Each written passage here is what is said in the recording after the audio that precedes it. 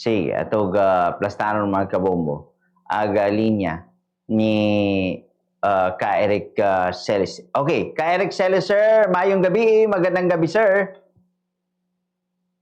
Ay, magandang gabi sa iyo, Pombo Kevin. Magandang gabi po sa mga tagapanood, tagapakinig ng ating Pombo Radio Philippines, lalo na po sa programa ninyo sa Zona Libre. May mga nagpo-post, sir, na mga antay sa'yo. Nahuli ka na ba daw? O ano ba daw ang kalagayan mo ngayon, sir? Last na information po natin ay Monday pa daw ang balik ng judge doon sa Regional Trial Court sa Pasay para magsagawa ng evaluation doon sa isinuminti na information ng Department of Justice sa kaso po na cyber libel. So sa mga nanonood at mga kababayan natin, antayin po natin kung ano magiging desisyon ng korte. Well, normal lang naman po yan, Popo Kevin, na mayroon po tayong mga, hindi naman lahat ay pumapabor sa nagiging pahayag o posisyon ni Ka Eric. Ang importante po, tuloy-tuloy tayo sa paninindigan sa tama at kung ano ang totoo at ang tumutugma sa kabutihan ng ating bansa at ng ating mga mamamayan. Doon po ako tumatayo, Popo Kevin. Okay, sige. Sir, ano yung reaction niyo muna, sir, sa pagkakahuli kay Sir Jason sa? Sa tingin ko sinadya yun ng NBI na ipahiya si Ginoong Jason sa. Ang pagkakamali lang nila na nabisto na ang kanilang ginawa ay mukhang isang malinaw na oversight o pagkukulang doon sa bahagi ng korte sapagkat ang kaso po na unlawful publication at unlawful utterances ay parang matanda lang ng konti sa jaywalking at sa vandalism. So magaan po siya. Wala pa yata 6 months ang maximum nito na penalty. So bakit mo gagawin ang isang kaso na ina-allege na ang kanyang penalty ay pwede ngang maglinis lang ng basurahan, community service. At hindi po ito nakasaad doon sa resolution ng Department of Justice na ang nakalagay ay bail not required. So pag bail not required, hindi kailangan ang pagpiyansa. Magkaiba po ang bail not required, mga kababayan, doon sa no bail recommended or non-bailable. Kasi ang nangyari po, sa warrant of arrest na na-issue ng RTC sa Pasay, nailagay po doon na no bail recommended. Bakit? Ang pagpupuna pa at pagsasalita o pagsasagawa ng mga pahayag na nagkikriticize sa gobyerno, nagiging isa ng heinous crime, kapareho ng murder, kidnap or ransom, o kaya arson, o kaya terrorism. Hindi naman di ba? At lahat ng mga abogado na nakikinig sa atin, Pombo Kevin, mga kababayan, mukhang ito ay nakaligtaan na tingnan ng judge bago niya pirmahan ang arrest order. Sapagkat most likely ang gumagawa ng arrest order, warrant of arrest, ay ang mga clerk of court sa loob ng korte. Naka-format yan Ngayon, may portion dyan na nakalagay kung magkano ang bail amount kung ang offense ay bailable. So ang inilagay doon, non-bailable, no bail. So ibig sabihin po, malinaw na nagkamali at nagkulang dito ang korte, lalo na ang judge, na pumirma nito kasi ang mga non-bailable offenses, kahit non-bailable nga, pinagbibigyan niya ng ating saligang batas na mag-apply ka ng bail o piyansa when the evidence of guilt is weak or until there is no conviction. Like sila Franz Castro nga, ang mga komunistang tinuturo na namin at nahuli, like si Santoro Campo, convicted yan sa Regional Trial Court sa kaso na child abuse. O hindi nakakulong, nag-appeal sa Court of Appeals and nag-file ng bail. O di ba? Mas malala yun, child abuse. Mas mabigat yun. Pero hindi nakakulong. At ito ay may conviction pa sa Regional Trial Court. Kaya this is a serious error on the part ng court sa Pasay, Pombo Kevin, mga kababayan, at sinamantala ito ng NBI. they did not call out the court, sir, or ma'am, or judge. Ang nakalagay po sa recommendation ay bail not required at ito ay hindi po heinous crime. Tama ba ito nakalagay sa warrant of arrest na non-bailable? They could have done that, Bombo Kevin, mga kababayan, kasi may mga abogado po sa NBI. And ang kanilang mga agents, mga abogado din. Ang kanilang direktor, abogado din. If they have no intention na ipahiya at i-exploit, ipahiya si Manong Jason sa at targetin ako kung nakuha din nilang ganong uri ng warrant of arrest against me, pero mukhang hindi naglabas ang korte. Kasi separate kami, Bombo Kevin, mga kababayan. Sa ibang court, sa ibang branch ng korte sa Pasay, ang kay Manong J na kaso na unlawful utterances and unlawful publication. Ang sa akin, separate din.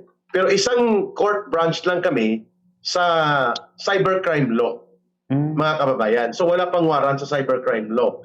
Kaya ang pagkaka-aresto kay Manong Jason sa ay mali. Hindi po dapat siya inaresto at kung mayroon ng utos ang korte na dalhin siya sa court, ay dapat na i-present lang siya. Kasi sa akin, ang nakalagay, Bombo Kevin, sa dulo ng information filed by the Department of Justice, ang nakalagay po sa dulo ng aking recommendation of information to the court na ginawa ng Department of Justice ay bail not required. So bail not required.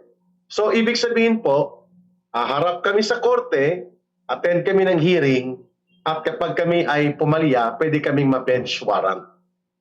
But yet, the same, kung magkaroon man ng bench warrant sa kaso ng failure kami sa pag-attend, for example, Bombo Kevin, bailable pa rin po yon, mga kababayan.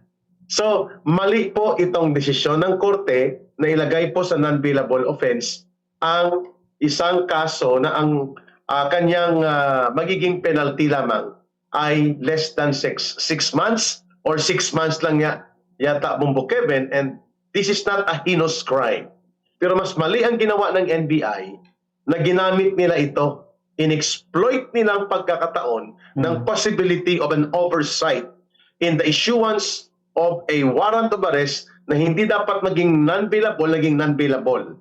At ngayon, dahil nga itiniming ito, Bombo Kevin, mga kababayan, gabi, then Tapos holiday. Yes, Bombo Kevin, plus 2 araw na weekend.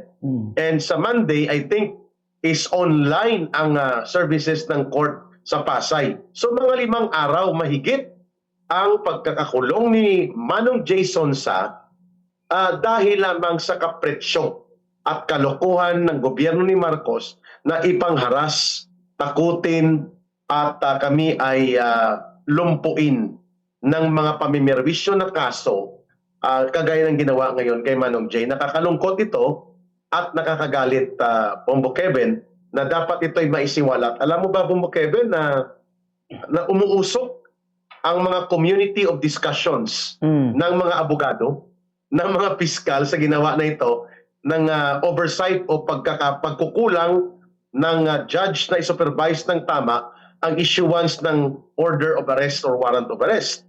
Sapagkat pwede itong mahulog sa gross ignorance of the law. Pwede itong mapatanggalan ng lisensyang judge dahil hindi niya naintindihan ang kanyang trabaho.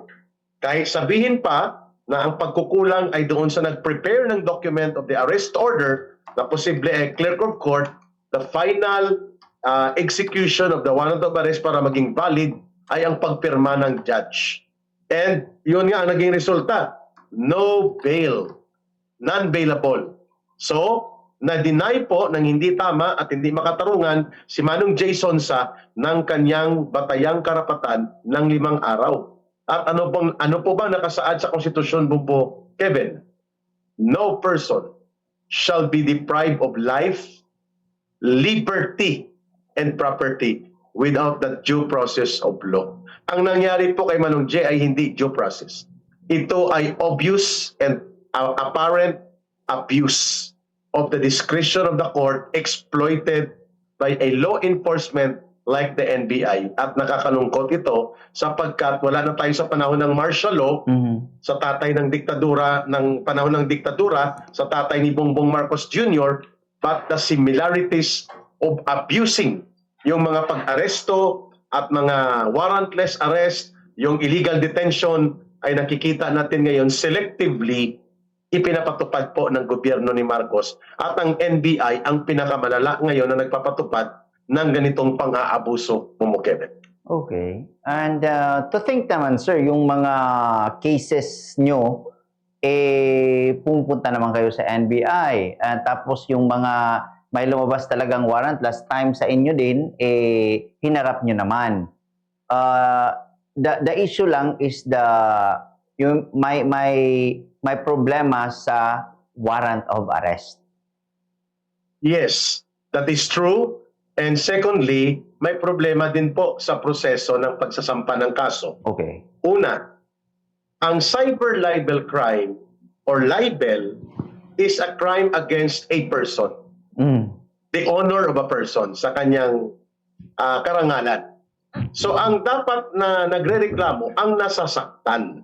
Sakali man na kami ni Manong Jason or ako, si Ka Eric, ay naging malabis at naging abusado sa aming kalayaan sa pagpupuna laban kay Bongbong Marcos Jr. to the point na kami ay nananawagan ng transparent and open declaration ng kanyang state of health, health condition and mental health situation dahil nga mayroong panawagan ng taong bayan na ano ba talaga ang totoo sa kanyang kalagayang pangkalusugan kung sa tingin ni Bongbong Marcos Jr. na nasaktan siya doon at may malis siya o malisyuso ang aming pagsasagawa ng ganitong pahayag, he should be the one to file the case against me, kay Ka Eric at kay Manong Jason. The NBI is a no entity in this issue of filing cyber libel crime because cyber libel or libel is not a crime against the state or the government. Ang rebellion, pwede ang NBI, police, AFP. Inciting to sedition, terrorism. Yan. Pero yung cyber libel, hindi nga nag-file si Bongbong Marcos Jr. Wow, sobrang sip-sip naman ng NBI director na to. Para gawin niya na siya na si Marcos at siya na nagsasampa ng kaso. Ang malala pa, nagkamali na sa warrant of arrest, inexploit pa nila. 5 araw na mawawala po ang kalayaan ni Manong Jason Sa. And this is a serious violation of his fundamental and constitutional right to freedom. So possibly, kung ikaw din ba sir ay nahuli kahapon, ganyan din. O meron na kayong Most kopya yung likely. sa inyo sir? May kopya na kayo sa yung sa iyo? Wala pa ang arrest order, Bumbo Kevin, hindi pa po naipakita kay Ka Eric. Okay. Pero ang aming huling pag-uusap ng aming volunteer lawyer na si Attorney Mark Tolentino, there is no yet issuance of the warrant of arrest pertaining doon sa cyber libel because the court is yet to issue the warrant of arrest. Nandun pang information Doon, joint, isang branch lang ang aming korte doon ni Manong Jason sa issue ng cyber libel. Pero sa unlawful utterances and unlawful publication, hiwalay. Yung sa kanya, naglabas ng warrant of arrest. Sa akin, wala, hindi pa nakapaglabas. Pero nakalagay po sa resolution na pinadala na nakita na ng staff ni Attorney Mark Tolentino in a 4-page information filed in court by the Department of Justice. Sa last part, nakalagay sa akin ay bail not required. Posible na ganon din ba ang kay Manong J?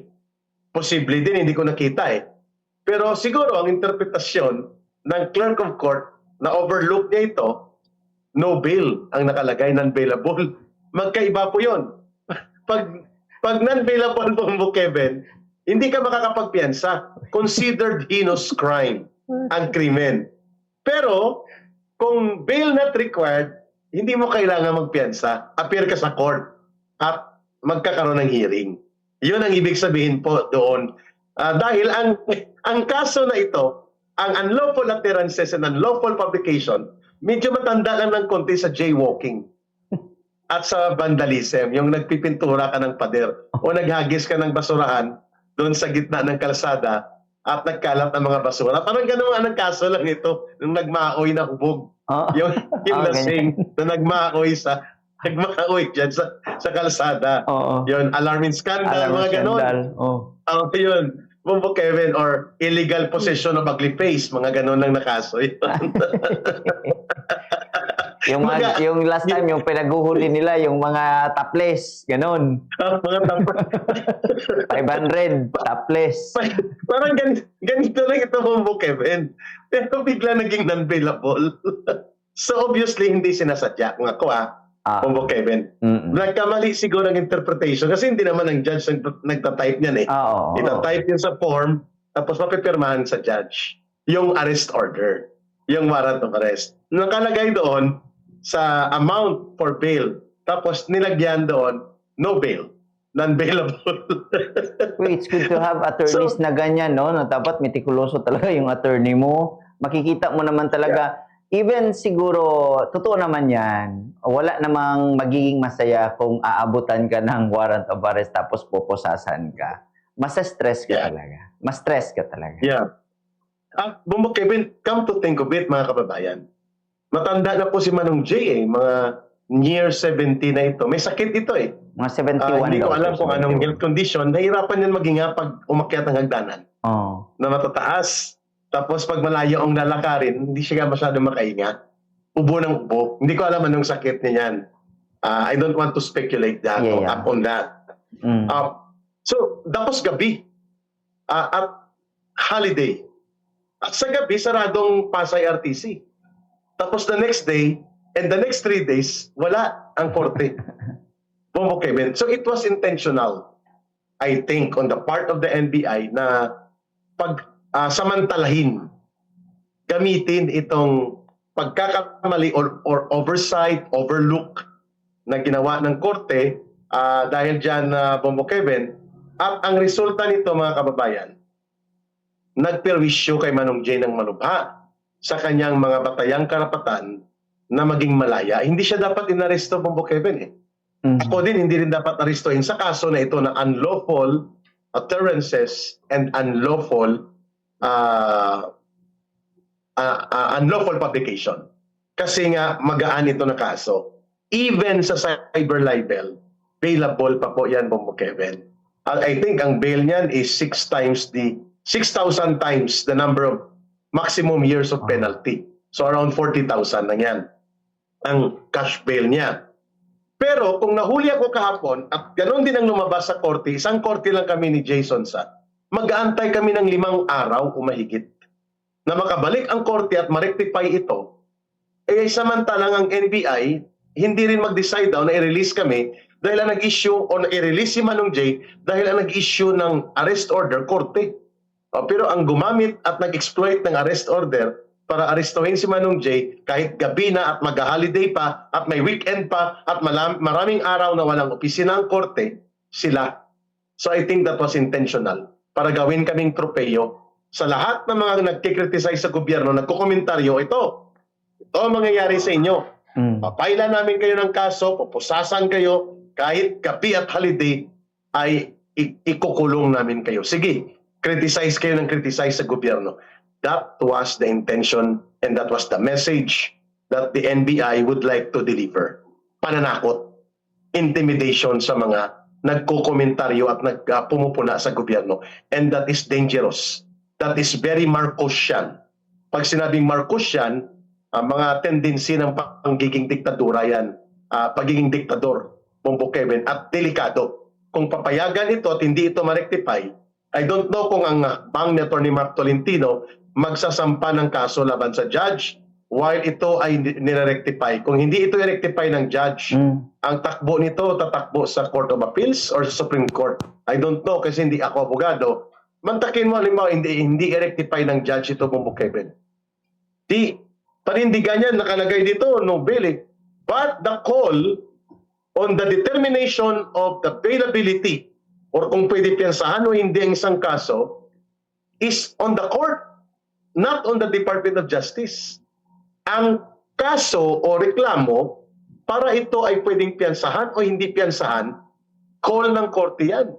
At anong klaseng judge ito at anong klaseng korte ito sa Pasay na ang isang offense na hindi non-bailable, hindi kapareho ng murder, hindi kapareho ng kidnap or ransom, ay lalagyan mo ng no bail. So something is really seriously wrong, Bumbo Kevin, at lumalabas na parang minaniobra ito. Minadali, minaniobra, at sinamantala para mag-send ng message na kayong mga kritiko, like ikaw ka Eric, ikaw Jason Sa, pag hindi pa kayo tumigil at ang iba pa dyan, ito ang mangyayari sa inyo.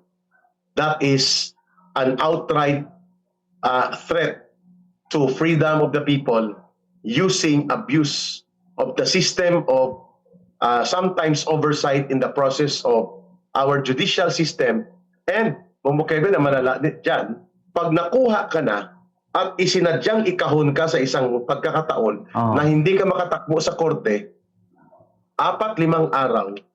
So sino magbabayad niyan? Is this tantamount to grave abuse of power and illegal arrest, equivalent also resulting to arbitrary detention? Pwede yan, Bumukeben.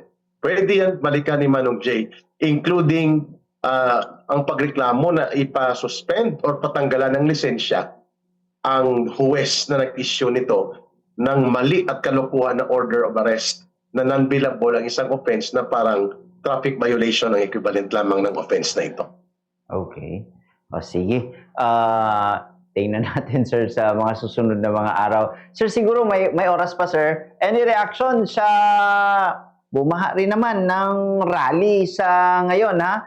Sa iba't ibang panig ng Pilipinas and yung mga labor leaders na nakakasama ko sa Zona Libre, we do have matataas na mga oras talaga, pero pag tinatanong ko sila na nakausap naman nila ng face-to-face ang Pangulo dun sa Malacanang for the 4 na taon na nasa Malacanang ang Pangulo umano, hindi pa sila na-invite.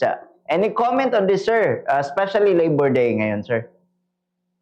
Tama lamang po ang demanda ng mga manggagawa na magkaroon ng makatarungan at makatao na pag-improve sa kanilang sahod o sweldo. Kasi naman po, 10 taon mahigit na ang muling seryoso o 20 anyos na nga yung legislated minimum wage na nadagdagan ng sahod ng mga manggagawa. At sa lubha ng krisis at kahirapan ngayon, alam natin po na ang unang tinatamaan ang mga minimum wage earners. Ang kanilang sahod ay halos lang ipangtawid nila sa isang araw na mabuhay sila. So tama lang po na ang araw na ito ay magiging boses din nila ng panawagan. At nakita naman natin kung paano ito pinabayaan ng gobyerno ni Marcos. Mas malala, Kevin, sumirit na ang presyo ng produktong petrolyo, bigas, pagkain, lahat ng pangangailangan. Pero baliwala pa rin kay Marcos ang humarap o bigyan ng atensyon ang mga issue at sentimiento ng problema ng ordinaryong masa, ng ordinaryong mga mamamayan. So I share with the sentiment of the labor sector and the leaders and those na bahagi ng mga manggagawa na parang wala nang pakialam ang gobyerno sa mga maliliit na sektor ng lipunan at ang inaasikaso ay ang maruming maniobra ng impeachment at politika laban kay Vice President Sara Duterte. Nakakalungkot din yan at nakakapanlumo, no? Nakakabagsak ng damdamin. Pangalawa, malinaw po na ang kawalan ng direksyon ng gobyerno ni Marcos at kawalan ng komprehensibong programa para magkaroon ng economic development at mga programang nagbibenepisyo sa mga tao ang dahilan kung bakit parang tayo ay umiikot in circle na walang alam kung saan patutungo, lalo na sa aspeto ng ekonomiya.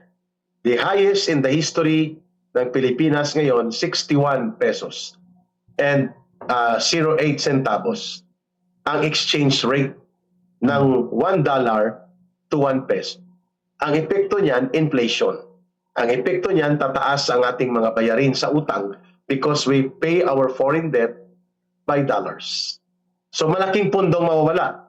Hindi lamang nawawala sa korupsyon at pandarambong na pinabayaan at kinumpasan pa ni Marcos na lumala for the last 3 years by the trillions of pesos nawawala din ang pondo natin dahil sa almost 30% automatic ng ating pondo at budget. Ang tinatawag dyan, automatic debt appropriations. Nakalagay na yan para bayaran ng utang. So if we have a budget of around 6.7 trillion pesos, 30% of that nakalaan para sa pagbayad ng utang. So the more that the peso fluctuates down the line versus the dollar, the bigger will be ang ating pagbayad, mas malaking amount. So that means, mga kababayan, for every 100 pesos na budget ng gobyerno, 30 pesos sa utang. 70 pesos na lang natitira. So 70 pesos Bumbo Kevin, 20% niya ninanakaw pa. So 50 pesos na lang ang 100 na binabudget, 50 pesos lang ang makikita ng taong bayan.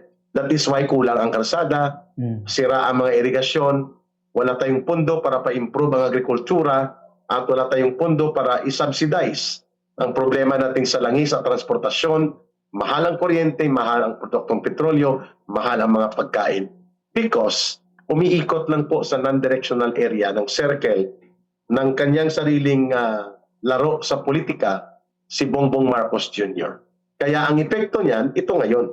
Ang kaliwat ka ng mga pag-rally na ito ay refleksyon ito ng malalim na pagkakaroon ng disgusto at galit sa taong bayan na patuloy na napapabayaan ang uring manggagawa at mga mahihirap at hindi sila pinapansin o kinakalingan. Ang inuuna, itong mga bangayan sa politika at ang maruming laro ng maniobra sa impeachment at mga pag-atake sa Vice President. Okay. Oh, sige. Sir Ka Eric Celis, sir, daghan kayong salamat, sir. Maraming salamat talaga, sir, sa mga paglilinaw at reaksyon niyo po, stand niyo, especially sa usapin na sa kaso ni Sir Jason Sa and even sa inyo pong kaso rin po. Maraming salamat, Ka Eric Celis, sir. Maayong gabi. Mayong gabi, Bombo Kevin. Maraming salamat sa Bombo Radio Philippines at sa programang Zona Libre. Mabuhay ang Bombo Radio at mabuhay ang sambayanang Pilipino. Maraming salamat. Si Ka Eric